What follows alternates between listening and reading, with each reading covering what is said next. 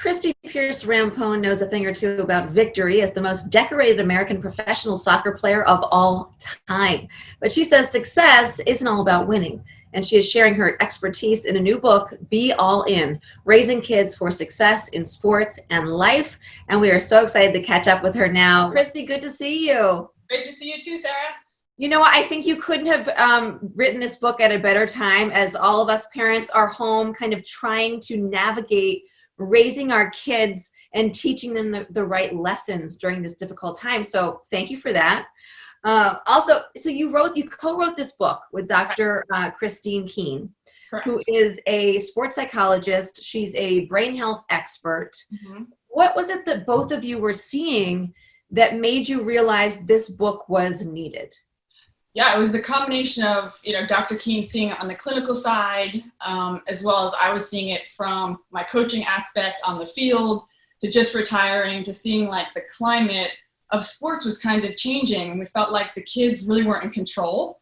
It was more like guided from the parents. And so we were just trying to bring both of our education pieces, as sports moms, to just enlighten people on like, it's a journey, it's a process, like enjoy it and, don't have too much emotion behind it.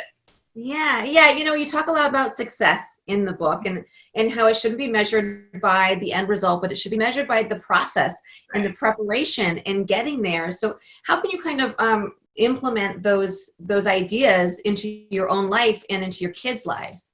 Yeah, there's so much, because, the baseline of the book is that winning is a byproduct of developing. So like teaching the parents to say like, through sports, you can learn so much, from responsibility, then to accountability, to confidence. And confidence, as we know, comes and goes. And then obviously during these uncertain times, like sports is non-existent in some states, it's starting up in others. And we talk a lot about not comparing yourself to others. And parents not comparing their child to somebody else's. Like everybody develops at a different stage in life. So, hopefully these are guidelines and just like tidbits that these parents can take from this book and hopefully relate to what's going on right now, as well as sports opening up for everybody. You talk about, you share your story about how your journey to winning 3 gold medals, Olympic gold medals, and then 2 World Cup championships. How do you think parents now deal with kids and sports and success compared to like how our parents dealt with us?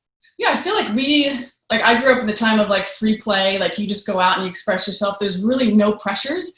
Like I put environments to be successful, and then as I got better, they put me in different environments to be pushed a little bit. And now I feel like at a young age, these kids are put into these high pressure environments and it's stressful. And then the anxiety kicks in for both the parent and the athlete. And it just becomes, I think, a bad relationship through sport versus just allowing your kid to express their own journey and what they want to do and enjoy and be a partner through the whole process. It's such a healthier way. 100%. Go through this whole thing and for them to have a childhood too and learn life lessons. You talk about sportsmanship in this book, which, what my 8-year-old, I'm constantly trying to tell him about having good sportsmanship and what that means for your character and, how that reflects who you are and who you'll become. How do you think sportsmanship on the field kind of transcends from the field to other parts in your life?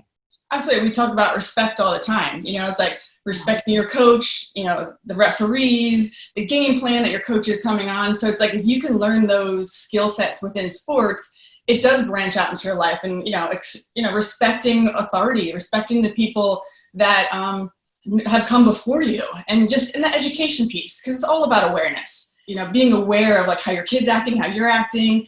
And it all comes down for the love and the passion of what you're doing as a family. It's a year out now to the Tokyo Olympics, the rescheduled Tokyo Olympics. I know. What does the 1 year countdown really mean? What does that look like?